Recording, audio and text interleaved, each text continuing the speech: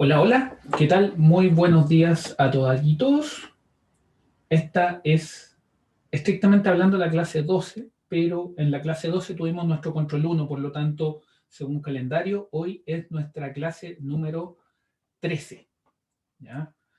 Entonces, ¿de qué vamos a conversar hoy día?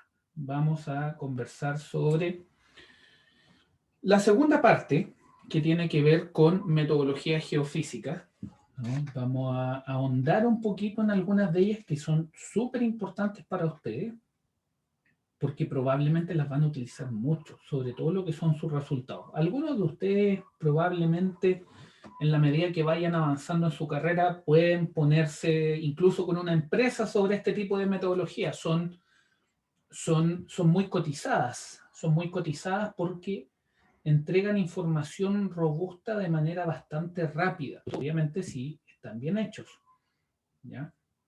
Entonces, eh, haciendo un repaso rápido, nosotros habíamos hablado sobre la metodología sísmica, ¿cierto? Gravimétrica y resistividad eléctrica, enfocándonos en todo lo que es la sísmica. Vimos todo lo que son los tipos de onda, hablamos del ensayo downhole, hablamos del ensayo crosshole. También vimos algunos videitos que nos permitían entender cómo es que funciona esto en terreno, ¿cierto? Y nos habíamos quedado aquí en la física, en la geofísica de refracción, ¿ya? También la caracterizamos bastante bien y habíamos quedado acá en el tema de los tiempos de viaje y también habíamos visto cómo es que se podían calcular estos tiempos de viaje y aquí en ese contexto caen estas ecuaciones que les sugiero fuertemente que las revisen, ¿sí? Las caractericen, las puedan deducir y aplicarlas a sistemas en los cuales existe más de una capa. En este contexto que estamos presentando acá, recuerde, es una capa sobre un semiespacio, ¿ya? Es súper importante ese concepto, porque cuando se habla de una capa o dos capas, en general el contexto de semiespacio queda, se asume que se está hablando de un semiespacio. Si ustedes ¿Por qué? Porque cuando ustedes hablan solamente de un semiespacio, ¿ya? Eso es propagación de ondas. ¿Ya? Eso es propagación de onda en un medio que se encuentra con una superficie. ¿Ya? Entonces, y eso me parece que lo habíamos conversado en la sesión anterior. Sistema de una capa quiere decir una capa sobre un semiespacio. ¿Ya? Por lo tanto, usted estrictamente hablando está trabajando con dos cuerpos, con dos estratos, ¿ya? Con dos estratos de suelo. ¿Ya? Así que es súper importante que lo caractericen. Acá le estamos dando un poco más de significado físico. ¿A qué significan estas velocidades en el términos de cómo las graficamos? Y ustedes ven que acá está la variable distancia, aquí está la variable tiempo. En la variable distancia, ¿cierto? Es cómo los geófonos se disponen en superficie. Y acá ustedes lo que ven, ¿cierto? Son estas curvas que se le llaman, ¿ya? Son curvas de distancia-tiempo. Y ustedes ven que acá lo que observan es que uno partido por la velocidad del medio, ¿ya? Coincide con las velocidades de las diferentes capas que se identifican, ¿ya? Ahora, ojo que este supuesto es sumamente importante, el supuesto que aparece ahí abajo, ¿ya? Lo vamos a escribir acá de nuevo. B4 mayor que B3 mayor que B2 mayor que B1. ¿Por qué es tan importante? Porque estas metodologías trabajan con un supuesto fundamental. Y ese supuesto fundamental es que el tren de ondas que se propaga por todo este cuerpo, por todo este depósito que tenemos, independiente del número de capas, ¿ya? Lo hace en su primer modo.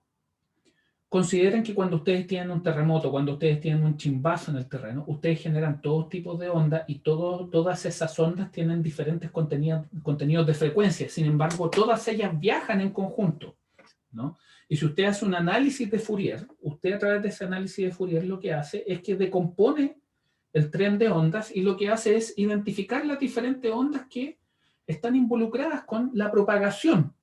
Esa propagación que este chimbazo o el terremoto generan, ¿ya? Por lo tanto, es súper importante, ¿ya?, tener eso presente. En el minuto en que ustedes asumen que B4 es mayor que B3, mayor que B2, mayor que B1, ustedes lo que están asumiendo es que la velocidad de onda aumenta en profundidad y eso implícitamente asume que el primer modo es el que controla. Así como en un edificio hay modos de vibrar, ¿ya? En estos problemas de propagación también hay modos, obviamente. Y dentro de ese contexto, el tener esa condición, que la velocidad de onda aumenta en profundidad, implica que el primer modo es el dominante. Si las velocidades de onda no llegan a cumplir con eso, eventualmente podrían indicar que existe participación modal de modos más altos dentro de lo que es la propagación. ¿Y por qué? Porque está dado por esa condición de velocidad, ¿no? O sea, si ustedes tienen esta capa de suelo, ¿ya? No es lo mismo tener un estrato de arcilla y un estrato de grava abajo que tener un estrato de grava encima y un estrato de arcilla abajo. No es lo mismo, ¿ya? Entonces, no es lo mismo desde un punto de vista geotécnico, no es lo mismo desde un punto de vista sísmico. La onda se va a propagar diferente dependiendo de cómo los estratos estén ordenados, ¿ya? Y eso es súper importante tenerlo presente. Entonces, en el minuto en que la velocidad de onda no necesariamente aumenta en profundidad, eventualmente implicará que van a existir modos más altos involucrados y que participan, ¿ya?, dentro de lo que es la propagación del tren de onda, ¿ya? Súper importante eso. Entonces, acá nosotros lo que estamos mostrando es cómo ustedes van a utilizar a su conveniencia estas metodologías. Entonces, ¿qué les dice esto? Fíjese, método geofísico, refracción sísmica, observaciones a la metodología. Usted, por ejemplo, ¿qué es lo que va a hacer? Usted va a ir a terreno, y ya habíamos hablado de que usted va a ir con geófonos, ¿no? Con geófonos, que son estos equipos que miden la velocidad, ¿ya? Entonces, ¿qué es lo que hace? Usted los pone en terreno y los pone en un arreglo lineal, ¿sí? Entonces usted pone su geófono, por ejemplo aquí, los circulitos rojos, ya, ¿dónde está? Ya, bueno, la verdad es que para el caso que queremos presentar no es tan... Supongamos que usted tiene los geófonos ahí. ¿Ya? Hagamos el ejercicio completo. Entonces, ¿qué es lo que usted hacía? Ahí dice shoot points. El shoot point es eventualmente donde genera el chimbazo. Entonces, el shoot point yo lo puedo hacer ahí, por ejemplo. ¿Ya? Entonces, esto, usted lo que hace en ese punto es que genera el chimbazo, aquí tiene su geófono, y usted va a empezar y usted recibe las ondas. Y en ese perfil que usted tiene, ¿qué es lo que hace? Usted va a encontrar un perfil de ondas. ¿Ya? Usted se mueve acá, pone su geófono acá,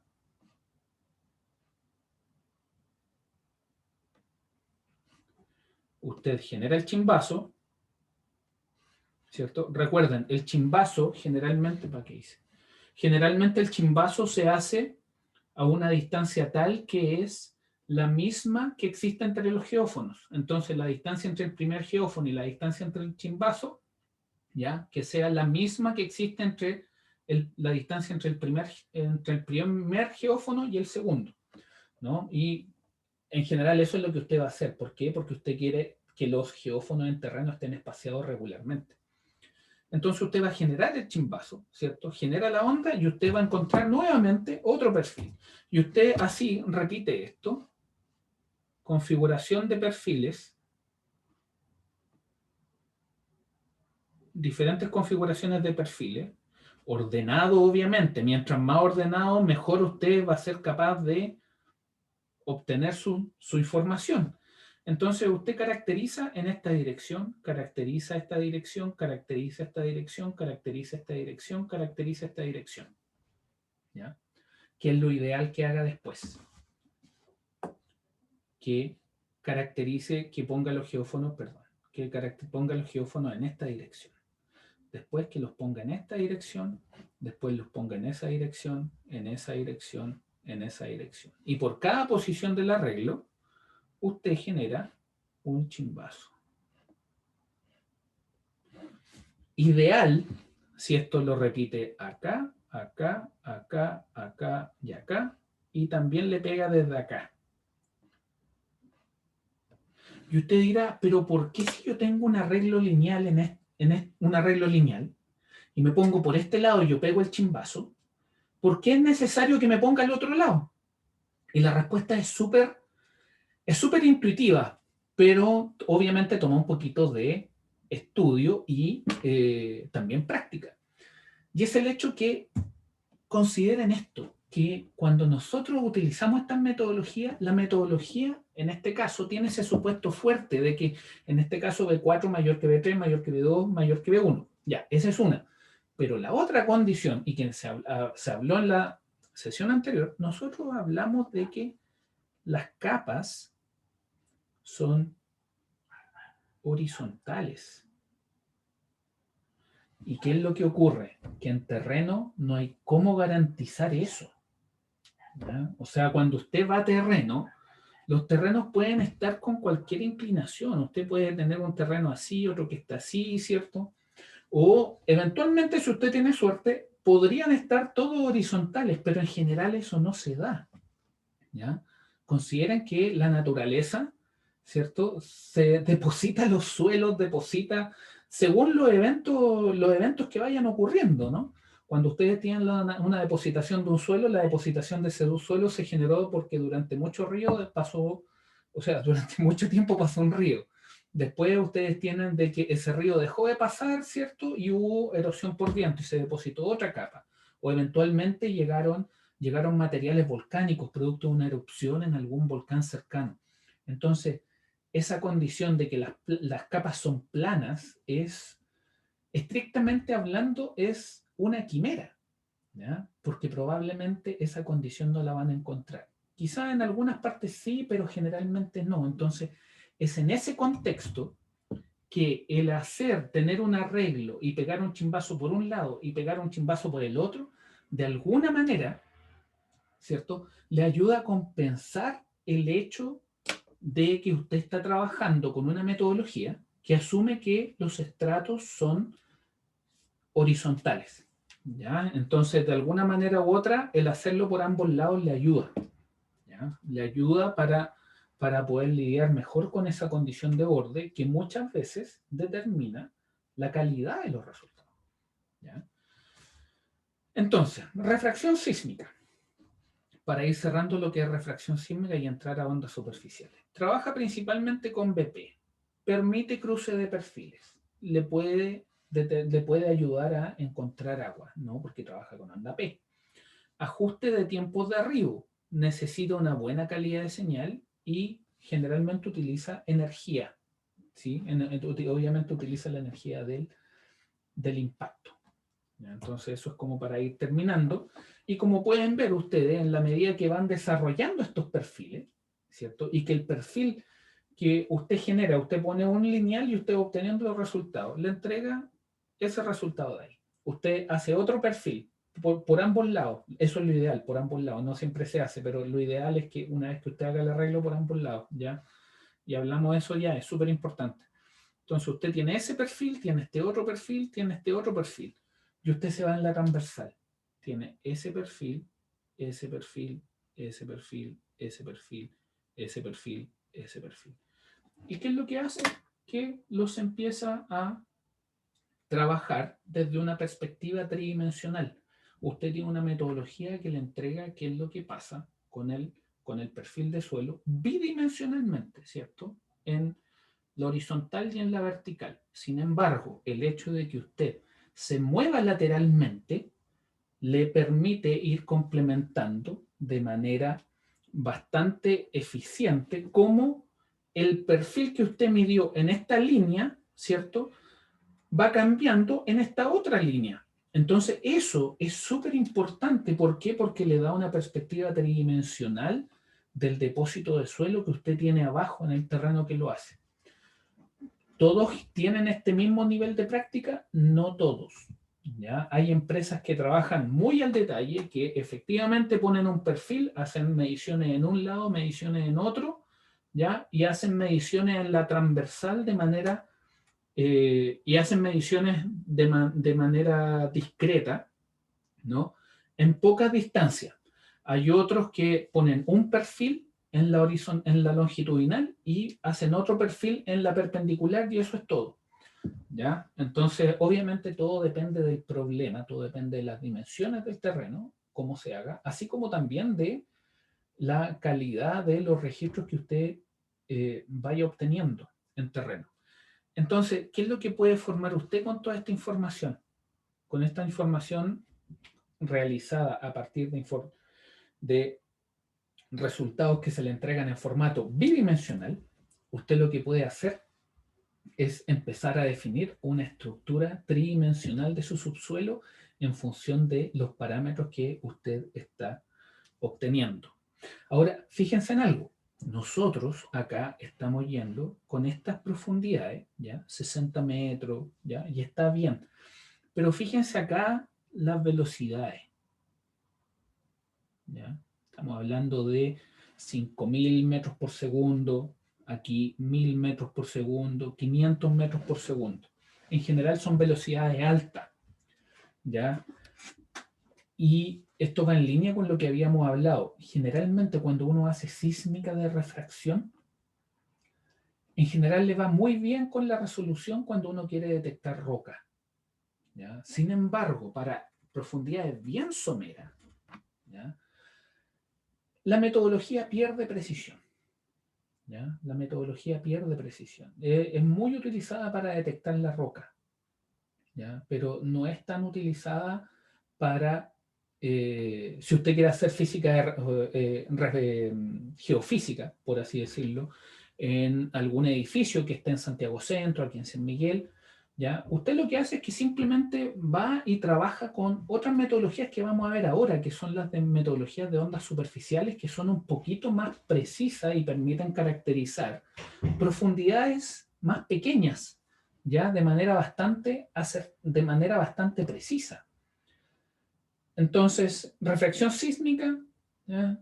Que eso ahí quedemos claro, mucho mejor cuando su misión es, cuando su objetivo es detectar roca, ¿ya? Si usted quiere ir a estratos más superficiales, la refracción sísmica va a obtener resultados que no son tan precisos, ¿ya?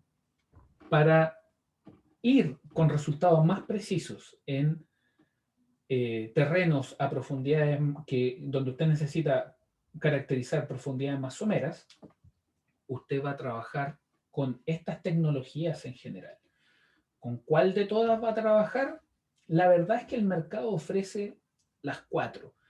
Probablemente la que menos se ofrece en este minuto, pero que fue la pionera, es esta. ¿Y por qué? Porque esa trabaja solamente con 2 geófonos. Sin embargo, entender esa metodología le permite entender fácilmente el resto, ¿ya? Entonces, eso es lo que nos conviene ahora, revisar esta metodología que es el SAS-W. El MAS-W es simplemente una extensión del SAS-W.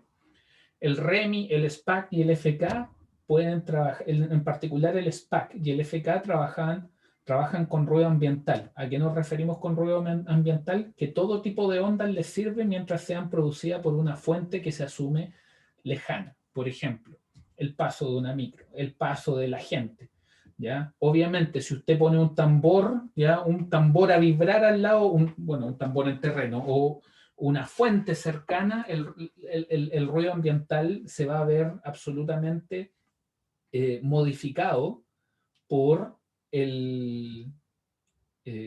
por la vibración, ¿ya? En ese contexto, alguna de estas metodologías es muy útil medirlas cuando está todo muy quieto, ¿ya? Es muy útil utilizarlas cuando todo está quieto o en las noches. ¿Por qué? Porque en las noches baja el número de vibraciones, por supuesto, ¿ya? Así que las vamos a revisar, ¿ya? Vamos a partir con lo que es la medición indirecta del BSUS.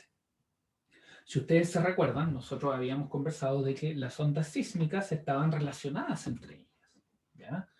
La onda P es la onda más rápida. Después viene la onda S. ¿Y qué habíamos dicho? Que siempre que hay una onda S, ¿ya? Y esta onda S se encuentra, bueno, estas dos ondas, la onda P y la onda S, se encuentran con una superficie, ¿cierto? En particular la S, se generan ondas de superficie que son la Rayleigh y la Love. ¿Qué significa eso? Que desde una perspectiva práctica, si nosotros sabemos que la onda Rayleigh y la onda Love son producidas por la onda S, eso quiere decir de que si somos capaces de detectar velocidad de onda Rayleigh, de alguna manera también podemos inferir qué es lo que pasa con la onda S, ¿ya? Me gustaría chequear de que todos están en la misma página con respecto a esto. Dedito arriba que sí.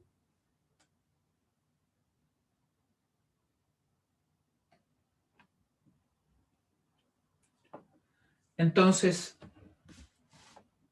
¿qué va a hacer esto? Lo que vamos a hacer es que vamos a hacer un primer paso. Y este primer paso es detectar ondas de Rayleigh. Si nosotros sabemos que existen ondas de Rayleigh, podemos detectar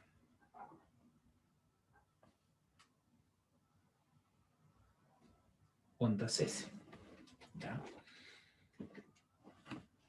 ¿Y esto por qué? Porque la velocidad de onda S está intrínsecamente relacionada con la velocidad de onda Rayleigh y con la velocidad de onda Love también, ¿ya? Entonces, ese va a ser el truco. Ese es el truco, si gusta llamarlo de alguna manera. Ese es el truco de las ondas superficiales. Usted detecta la onda superficial y como usted sabe que la onda superficial está relacionada con la velocidad de onda de corte S, ¿ya? Usted a partir de la onda superficial puede identificar la onda S. Ahora el punto es, ¿cómo lo hacemos? Y acá, estrictamente hablando, es súper directo, si uno lo quiere hacer desde una perspectiva simplificada.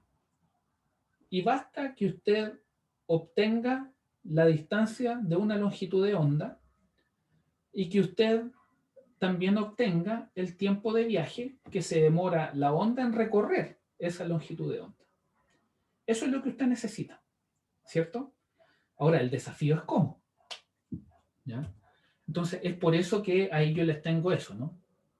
Velocidad de la onda es la distancia partido por el tiempo, lo que equivale a que es una longitud de onda en un cierto tiempo, lo que me entrega la velocidad de onda Rayleigh, ¿ya? El punto es cómo lo hacemos, ¿no? Y ahí está la genialidad de algunas personas que a veces de verdad sorprende, ¿ya? En el año 1958, no, esto no está acá,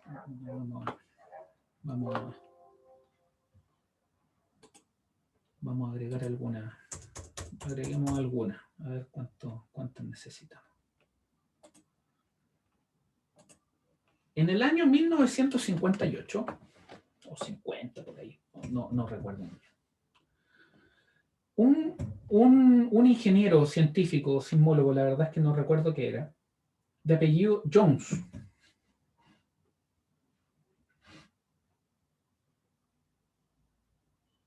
Jones, pongámosle el año 1950.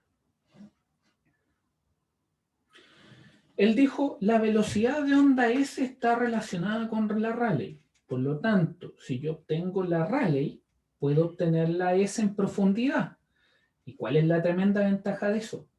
Que si ustedes se fijan en las metodologías anteriores, para estimar la velocidad de onda S necesitábamos un downhole, ¿cierto? O un crosshole, lo que implicaba hacer una perforación, lo que implicaba, de alguna manera, destruir el terreno porque usted tiene que hacerle una perforación.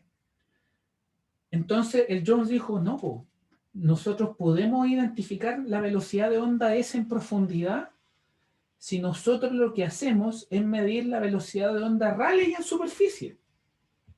Y tenía toda la razón. Entonces, ¿qué fue lo que hizo Jones? Lo que hizo Jones fue que dijo, ok, yo necesito la longitud de onda, ¿cierto? Si yo sé que la longitud de onda está dado por ese punto, ¿cierto? Esa distancia es una longitud de onda. Esa distancia es otra longitud de onda. O si gusta llamarlo, esa distancia entre longitud es lo mismo, ¿no? Eso es una longitud de onda. Siempre existe una longitud de onda entre dos, una longitud de onda o un múltiplo de una longitud de onda, siempre que existen dos puntos que están vibrando a la misma frecuencia. ¿Sí? Entonces, perdón, mejor dicho, o que se están desplazando la misma distancia, ¿ya? Eso es más preciso. Entonces Jones dijo esto, ok, si yo estoy en terreno y yo tengo una fuente y yo tengo control sobre esa fuente y voy a decir que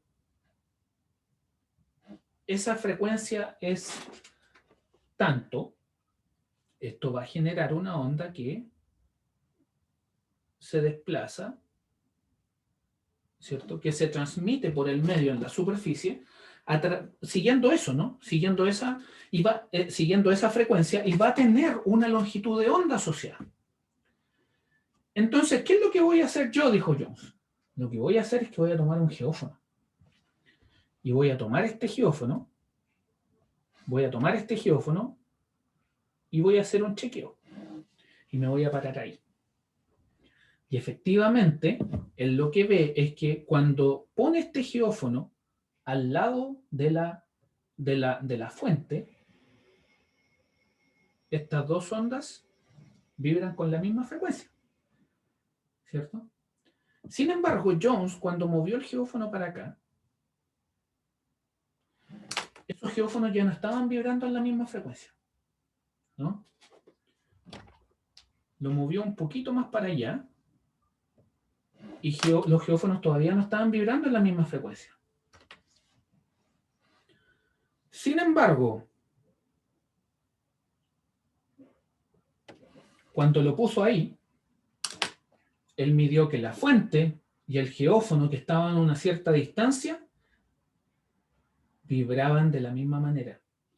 Entonces Jones dijo en ese momento, dijo, en el punto donde el geófono se mueve con la misma fase, ¿cierto? O de la misma manera que lo hace la fuente, eso quiere decir de que la distancia entre ellos está dado por una longitud de onda o un múltiplo de la longitud de onda. Entonces, ¿qué fue lo que hizo Jones?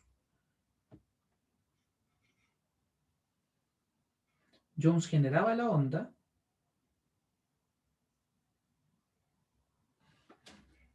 y él acá tenía su equipo con el cual generaba la fuente, la hacía vibrar a una frecuencia y él lo que hacía es que iba moviendo el geófono, ¿cierto? Hasta que era capaz de detectar qué era lo que pasaba, detectar que el movimiento del geófono fuera exactamente el mismo que el de la fuente. Entonces, en los puntos donde él encontraba esa fase, ¿ya? Y cuando ustedes tienen esa situación de que la fuente vibra al igual que el geófono, ustedes dicen que tanto el geófono con la fuente están en fase. Cuando nosotros obtenemos, ¿cierto? El punto donde está la fase, esa distancia, ¿cierto? Aquí hay un lambda, aquí hay 2 lambda, aquí hay 3 lambda. Y así, ¿no?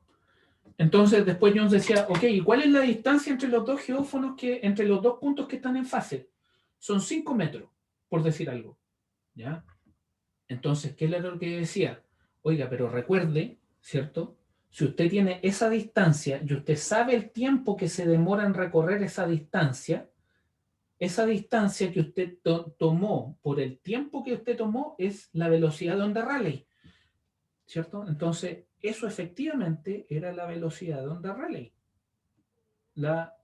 El lambda partido por el tiempo, o el múltiplo de la longitud de onda partido por el tiempo, ¿cierto? Si usted tenía un múltiplo, simplemente tenía más distancia. Pero también, ¿qué es lo que pasa? Que usted sabe, bueno, eso lo estamos conversando ahora, pero me imagino que en su curso de sismología usted lo vio, es que cuando usted sabe que usted tiene la velocidad de onda Rayleigh, eso está relacionado con la onda S. Pero no solamente eso, sino que usted sabe que esta onda S, la gran parte de la energía de esta onda S que usted está asociando a la onda Rayleigh que encuentra, está asociado con su longitud de onda. Y esa profundidad está entre aproximadamente, si mal no recuerdo, no, estoy seguro de hecho, 2/3 de H y 1/2, perdón, el H está dado por 2/3, tengo que colorear, 2/3 de lambda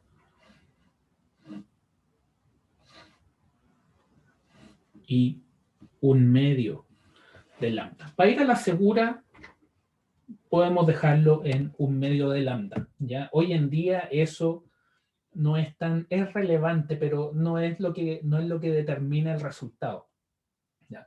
Pero en esa época, estamos hablando de 70 años atrás sí que lo definía. ¿Ya? Entonces, ¿qué es lo que pasó? Que Jones en esa época fue un pionero, él fue un visionario, porque esa genialidad que él tuvo, ¿ya?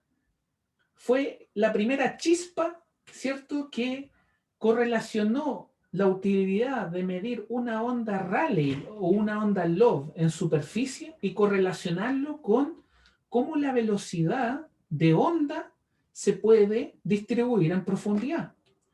¿Ya? Ahora, ¿cuál era la desventaja? La desventaja era que, obviamente, esto tomaba un montón de tiempo. ¿Por qué?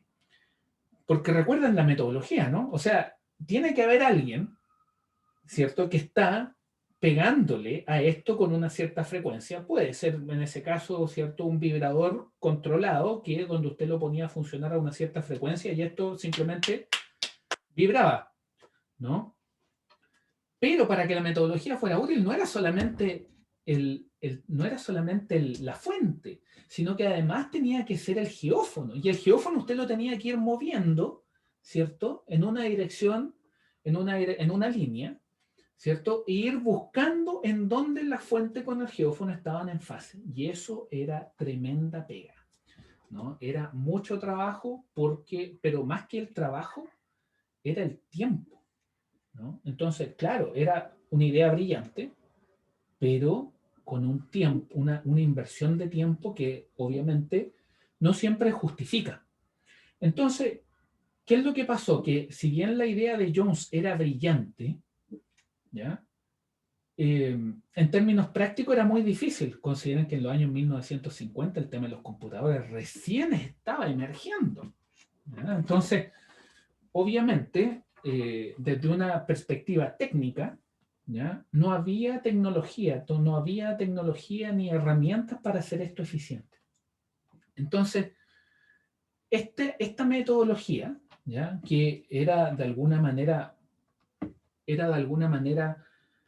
una aplicación sísmica hacia lo que es la ingeniería, estuvo dormida por harto tiempo, ¿ya? Más allá de la brillantez, estuvo dormida por harto tiempo y fue en el año 1979, 1978, pongámosle el 80, ¿ya?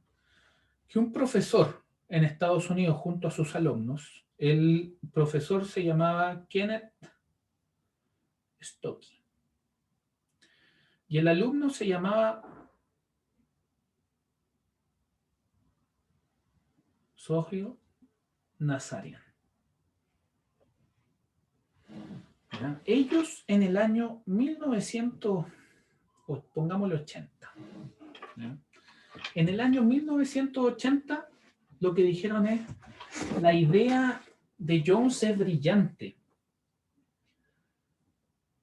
pero en esa época era muy difícil de hacer. En cambio, nosotros ahora tenemos computadores. ¿Qué significa eso? Que para esa época ya estaba implementada la Fourier Transform, ¿cierto? La transformada de Fourier. Y estaba implementada matemáticamente y estaba implementada computacionalmente a través de una herramienta que ustedes pueden ver en MATLAB, que es la Fast Fourier Transform. Eso quiere decir que en el fondo toma cualquier señal, ¿cierto? Que es una herramienta que ocupaban los ingenieros eléctricos, ¿cierto? Para descomponer cualquier onda en todo su tren de onda, ¿cierto? Para identificar cómo se comportaba esa onda en todas sus frecuencias. Entonces, ¿qué fue lo que hicieron ellos? Ellos dijeron: oye, estas técnicas del Fast Fourier Transform y todo lo que ocupan los ingenieros eléctricos y los geofísicos, nosotros también podemos ocuparlo en geotecnia. Entonces, ¿qué es lo que vamos a hacer? Vamos a ir a terreno, vamos a tener una fuente acá, pero esa fuente ya no da lo mismo como sea. Esa fuente da lo mismo como sea, da lo mismo si es una fuente que está vibrando a una frecuencia controlada o si es un chimbazo. ¿Por qué? Porque independiente de la fuente, nosotros generamos un tren de onda y la Fast Fourier Transform, la FFT, la famosísima FFT, nos permite identificar, nos permite digregar una onda en toda su tren de frecuencia. Entonces, lo único que nosotros necesitamos es que aquí, ¿cierto? Aquí esté la fuente, que aquí haya un geófono y aquí haya otro geófono. Entonces, ¿qué es lo que pasa? Lo que tenemos que hacer nosotros es que con la fuente necesitamos generar un chimbazo y el chimbazo lo que va a generar un tren de ondas. Y ese tren de ondas va a ser identificado por nuestro geófono, va a ser identificado acá, y después, cuando esto pase por el segundo geófono, también va a ser identificado ahí. Entonces, ¿qué es lo que pasa? Si nosotros le hacemos un Fast Fourier Transform a estas señales y le hacemos algunos cálculos matemáticos, nosotros vamos a poder identificar cómo a través de este geófono pasó la frecuencia 1, pasó la frecuencia 2, pasó la frecuencia 3, pasó la frecuencia 4. ¿Sí? Y lo que vamos a ver es cuánto tiempo se demoró en pasar por acá la misma onda, ¿cierto? Cuando ustedes detectan una onda en el primer canal, en el primer geófono, ¿cierto? Ustedes detectan el tren de onda, ustedes la digregan y ustedes tienen todas las ondas que son posibles de identificar, ¿cierto? Tienen la F1, F2, F3, F4, todas las frecuencias, hasta el infinito. Bueno, no hasta el infinito, pero las principales frecuencias, ¿no? Entonces, después ustedes tienen todas esas ondas pasando a través del canal 2. Y entonces usted puede identificar cuándo la F1 pasa por el canal 1, cuándo la F1 pasa por el canal 2. Y como usted sabe la distancia que existe entre esos dos canales, usted tiene el tiempo de viaje y tiene la distancia para todas las frecuencias, ¿cierto? Como usted tiene la distancia y todos los tiempos para todas las frecuencias, usted tiene la velocidad de onda Rayleigh para todas las frecuencias, ¿cierto? Como usted tiene la velocidad de onda Rayleigh para todas las frecuencias, las tiene para todas las longitudes de onda. Si usted las tiene para todas las longitudes de onda, usted la tiene para todas las profundidades involucradas con esa longitud de onda. Y como tiene toda la velocidad de onda Rayleigh, tiene toda la velocidad de onda S a partir de la Rayleigh, ¿cierto? Entonces, esa fue la maravilla que ocurrió en el año 1980 cuando Stocky con Nazarian se mandan esta tremenda metodología, ¿ya? Que le llaman SAS-W. Y SAS-W significa Spectral Analysis of Surface Waves, ¿ya? Que es en el fondo es análisis espectral de ondas superficiales.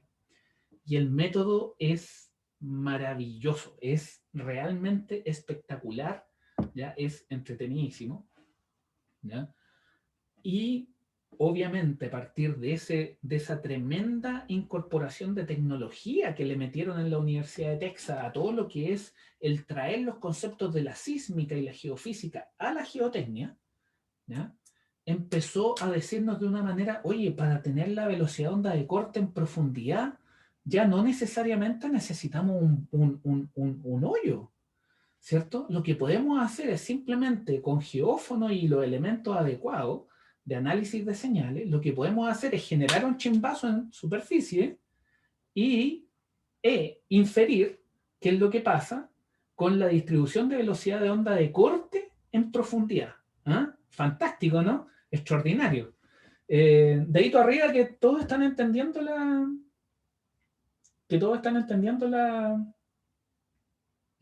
el contenido, ¿sí? Ya, entonces, ¿qué era lo que pasaba?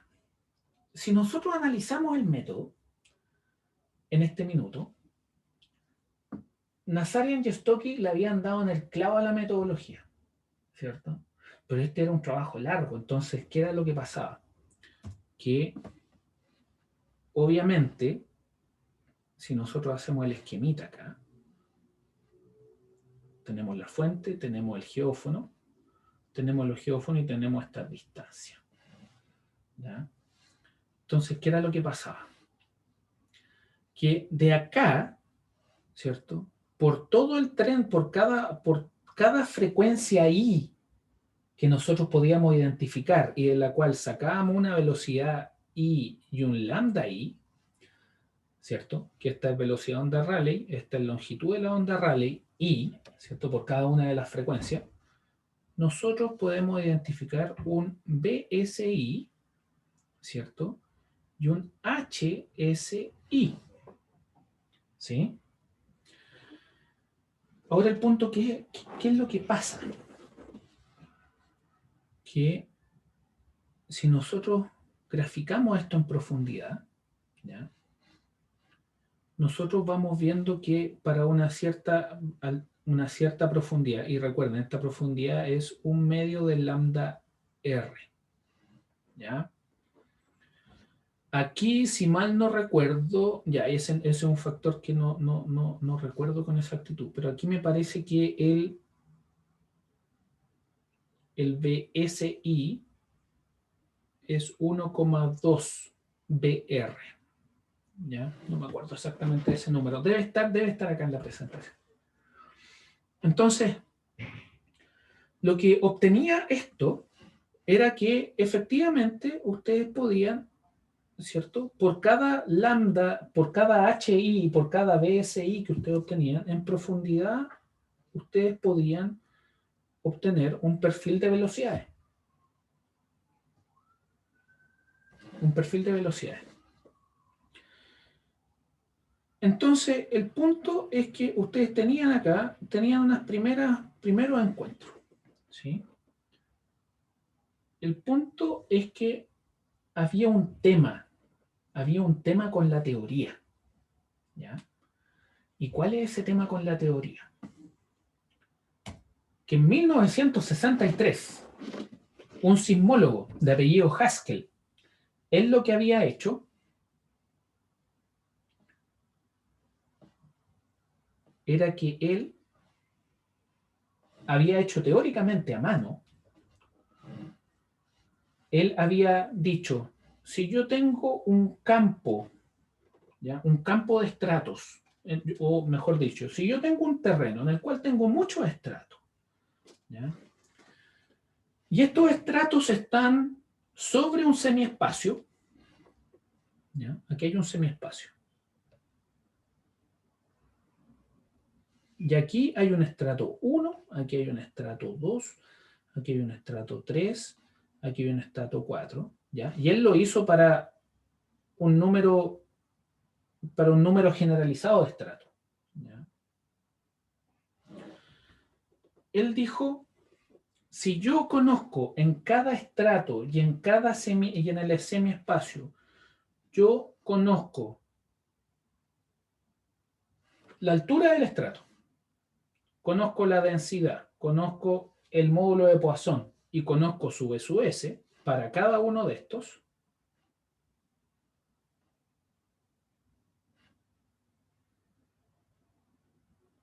¿ya?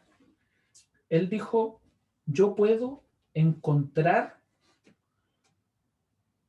una descripción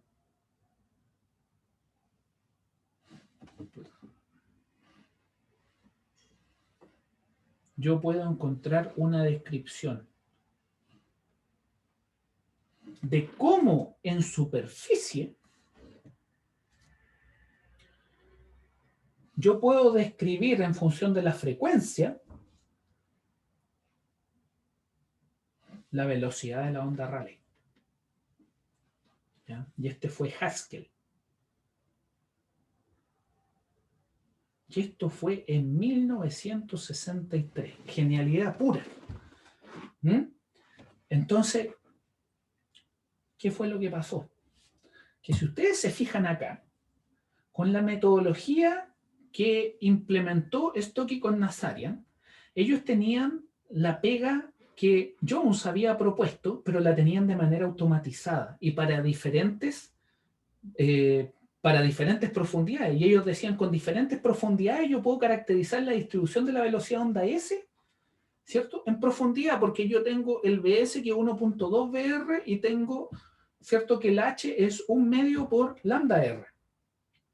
Si ustedes se fijan bien, de esta información que ustedes tienen acá, esto es equivalente, si ustedes tienen el lambda, que ustedes tienen todas las propiedades de la onda, ¿cierto? Ustedes lo que tienen es que acá tienen frecuencia, ¿cierto? Y tienen velocidad de onda R. Entonces, ¿qué fue lo que pasó? Uno de los problemas que, en la medida que el trabajo avanzaba, uno de los problemas era que ¿cuál era la distribución de los estratos? ¿Qué era lo que pasaba si un estrato cambiaba lateralmente? ¿Qué era lo que pasaba si cambiaba en esta otra dirección? Los resultados tenían que conversar, ¿cierto? Entonces, ¿qué fue lo que pasó? Que Stokey con Nazarian dijeron, oye, pero acá nosotros podemos automatizar este proceso. Porque si Haskell en 1963 lo que decía era que a través de un depósito de suelo con diferentes estratos, él podía identificar la velocidad de onda Rayleigh y la descripción de la velocidad con la frecuencia, y si nosotros lo que somos capaces de hacer es que a través de mediciones, ¿cierto? Haskell era teórico, Haskell era lápiz y papel. Stokey y Nazarian eran teóricos, pero tenían la técnica, tenían la práctica en terreno. Entonces lo que Stokey decía era, oye, aquí tenemos esta información que es teórica, acá tenemos esta información que es de terreno. ¿Qué es lo que tenemos que hacer entonces? Nosotros lo que tenemos que hacer es hacer conversar estas dos. Entonces, ¿qué es lo que pasa? Y ahí vino la otra genialidad. Lo que se empezó a desarrollar ahí, ¿ya? Y que era una genialidad en el contexto de lo que era la geotecnia hasta ese minuto, ¿no? Que en todo lo que es el campo de prospección, hasta ese minuto, todo se hacía con sondaje, ¿no? Obviamente se aplicaba geofísica, pero también, pero con otra dirección, ¿ya? En otra dirección. Entonces, aquí lo que hicieron ellos fue decir, ok, entonces, ¿qué es lo que vamos a hacer? Nosotros vamos a ir a terreno. Eso es lo que dijo Stokey con Nazarian. Nosotros vamos a ir a terreno. Vamos a ir con la fuente, vamos a poner los dos sensores y vamos a generar la onda. La onda pasa por acá, pasa por acá, pasa por acá. Y nosotros, ¿cierto? Lo que vamos a decir es que SBS igual a 1.2 PR y H, perdón.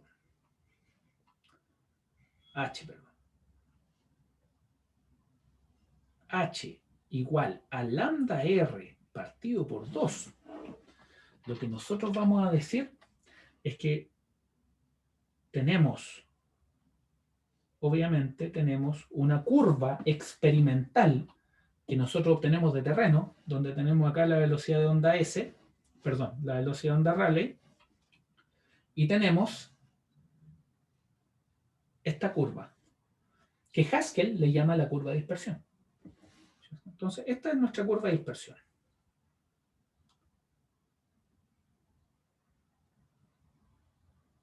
Esa es nuestra curva de dispersión. Nuestra curva de dispersión va a ser cómo la velocidad de onda de Rayleigh cambia con la velocidad de onda S. Perdón, la velocidad de onda Rayleigh cambia con la frecuencia. Y nosotros, Haskell necesita un modelo teórico, ¿no?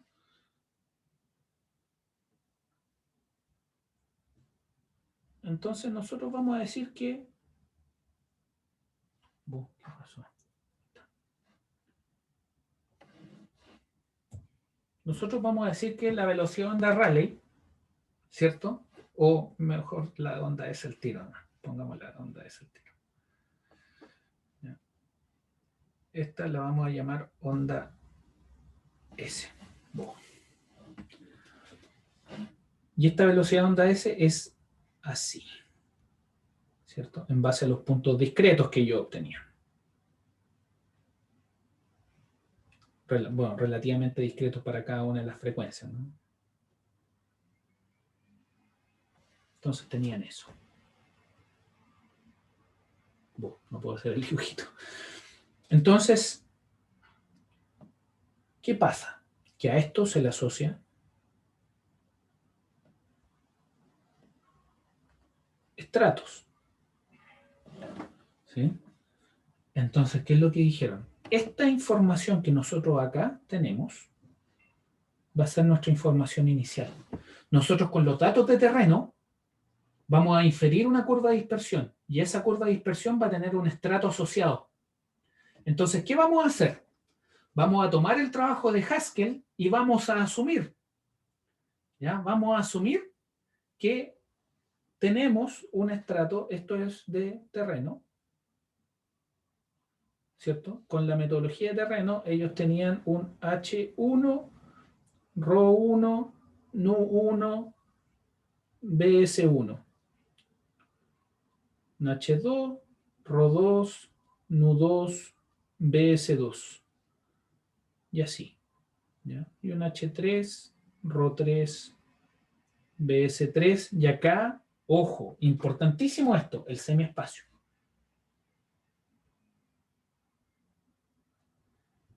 El semiespacio que también tiene, no tiene H1, ¿no?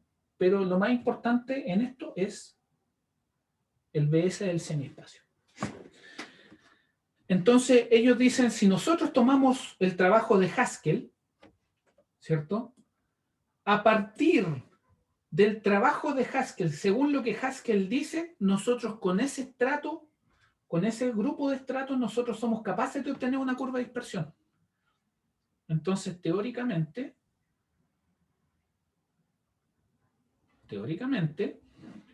¿cierto? Ellos, ¿qué era lo que hacían? Obtenían una curva de dispersión para describir la velocidad de onda Rayleigh según la frecuencia. Entonces, ellos dijeron, ok, tenemos nuestros datos experimentales, ¿cierto? Tenemos un perfil inicial.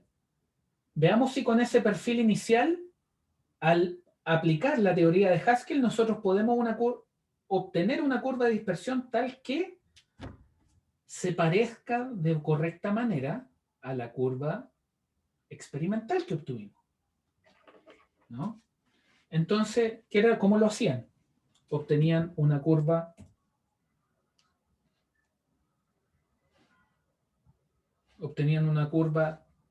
de terreno y obtenían una curva teórica, donde ellos tenían la frecuencia en ambos ejes y la velocidad de onda Rayleigh. Entonces, ¿qué era lo que hacían? Lo primero que hacían era ir al terreno, ¿cierto? Hacían sus mediciones y obtenían su curva de dispersión, su velocidad de onda de Rayleigh versus su frecuencia. Como tenían eso, también tenían la distribución inicial de un perfil de velocidad de onda de corte, ¿cierto? Versus en profundidad. Entonces, ¿qué era lo que hacía ellos? Ellos empezaban a decir, ok, tomemos un perfil ficticio que nosotros propongamos y empecemos a calcular las curvas de dispersión. ¿Cómo anda la curva de dispersión teórica con la curva de dispersión de terreno? ¿Se parecen? Sí, no. ¿Cómo definían eso? Lo que definían era un error. Lo que definían era un error que en el fondo les decía cómo anda. Aquí vamos a hacer otro dibujito, ¿ya? Vamos a hacer otro. Ellos tenían entonces, y lo que hacían era frecuencia, velocidad de onda de Rayleigh, tenían frecuencia con velocidad de onda de Rayleigh con frecuencia, teórica y experimental. ¿Y qué era lo que decían? ¿Cómo anda esta teórica con la experimental? ¿Andan bien? Sí, no. ¿Cómo anda ese error? Es un orden, es un error que se define, ¿no? Es un orden de error que se define. Entonces, lo que hacían era iterar muchos perfiles teóricos hasta encontrar, iteraron muchos perfiles teóricos, muchos perfiles de BS, Rho, Nu y H, ¿ya? Teóricos, hasta hacer un buen match. Oh, me equivoqué. Un buen match entre la curva teórica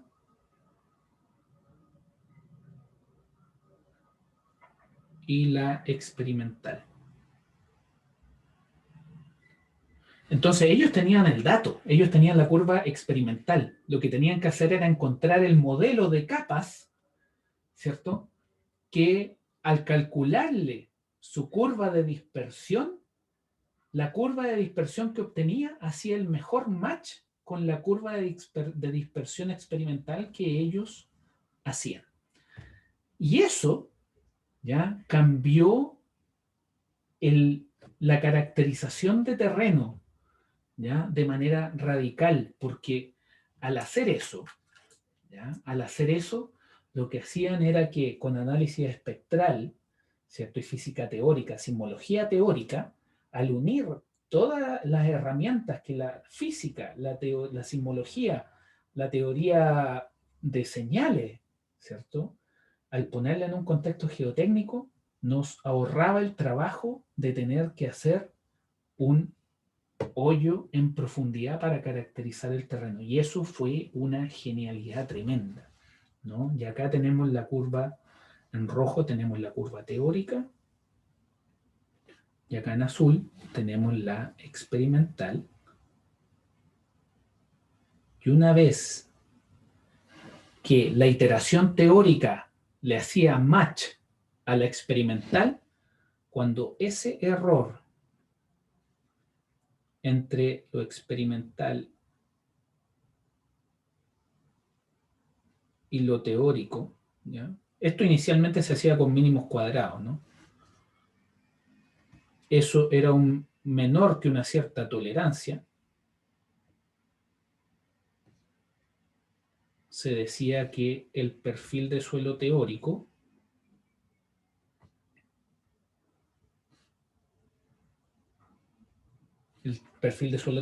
explicaba la curva de dispersión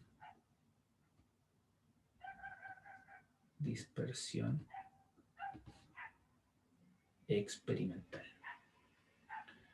Y por lo tanto eran capaces de encontrar la velocidad de onda en función de la profundidad, ¿cierto? Solamente a partir de ensayos en superficie. Maravilloso, es realmente entretenidísimo. ¿Ya? Entonces, fíjense que todo lo que nosotros conversamos acá está acá. ¿Ya? La onda de Rayleigh, qué es lo que produce la onda de Rayleigh y qué implicancias tiene con la velocidad de onda S y hasta dónde llega. ¿Ya? Y eso es súper importante y es así como se empezaron a construir a partir de mediciones en superficie perfiles de velocidad de onda de corte en profundidad, ¿no? Y este es un área de investigación que hasta el día de hoy se realiza, es súper entretenido, ¿ya? Y ustedes pueden hacer mediciones indirectas de BS a partir de ondas superficiales y todo lo que nosotros aquí conversamos, ¿cierto? En esta historia de 1 hora, es todo lo que se refleja en estas figuras que están ahí. Ahora, obviamente, esto al hacerse con tecnología como el Fast Fourier Transform, al hacerse con computadores y meter variables estadísticas, obviamente, ¿sí? La información que se obtiene es mucha. Y hay que tener no solamente conocimiento, sino que también hay que tener la herramienta, así como el criterio para definir cuándo los resultados son correctos o no. ¿Por qué? Porque estrictamente hablando hay y eso es producto de la teoría, hay muchas combinaciones que podrían dar la misma curva de dispersión teórica, perdón, experimental. Ahora, ¿qué es lo que pasa? Que como en todo problema iterativo, ¿ya? Hay mucha influencia de qué es lo que pasa con las condiciones iniciales. Por lo tanto, si ustedes utilizan como condición inicial el utilizar un perfil inicial tal que el BS es igual a 1.2 BR y el H igual a 0.5 lambda, ¿ya? De la curva experimental, en general ese es un muy buen punto de partida para iniciar las iteraciones, ¿ya? Porque es una iteración, obviamente cuando ustedes quieren obtener un error, es una iteración que tiene cálculo de estadística, cálculo de desviación estándar y todos esos componentes estadísticos que son importantísimos para nosotros. Entonces, aquí ustedes tienen una curva de dispersión, por ejemplo, ¿ya? Y lo que ven es que la forma, ¿ya? Es muy similar a lo que nosotros estuvimos discutiendo en base a dibujitos aquí hechos solamente sobre la pizarrita. Y como ustedes pueden ver, con esta metodología, ustedes lo que obtienen es la distribución de velocidad de onda de corte en profundidad. ¿Ya?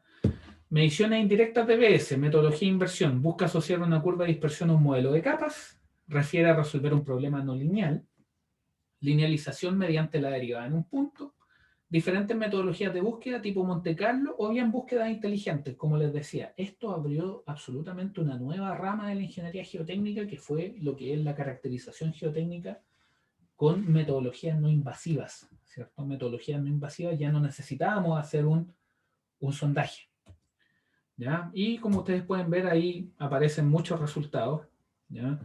Y obviamente evolucionó hacia el FK, ¿cierto? Al REMI, al SPAC, al más W. El más W es exactamente lo mismo que el SAS-W, pero en vez de hacerlo con 2 geófonos, se pueden hacer con muchos geófonos. Hoy en día se hacen con 24 geófonos.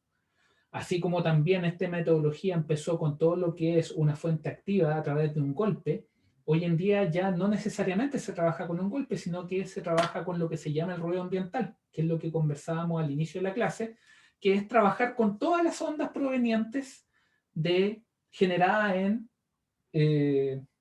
no le quiero decir toda la Tierra, pero con todas las ondas que están viajando por el sector donde ustedes están haciendo las mediciones. Y ahí lo que ahí trabaja es con ruido y trabaja con otras metodologías, pero utilizando siempre la teoría sismológica y las herramientas tecnológicas que han sido desarrolladas principalmente por la ingeniería eléctrica para resolver un problema de geotecnia que sin duda es importantísimo para nosotros, sobre todo en un país sísmico como este, ¿no? Donde necesitamos entender muy bien cómo es la dinámica del depósito de suelos cuando llega un terremoto a nuestra superficie.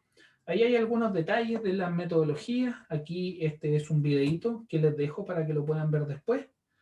Y ahí se describe rápidamente lo que es la gravimetría, la resistividad eléctrica, ¿sí?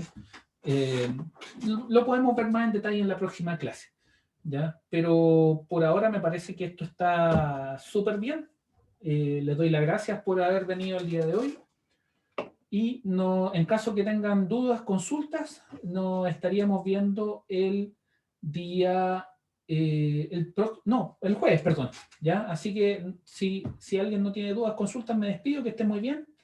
Chao, chao, cuídense y nos vemos el jueves. Que estén bien.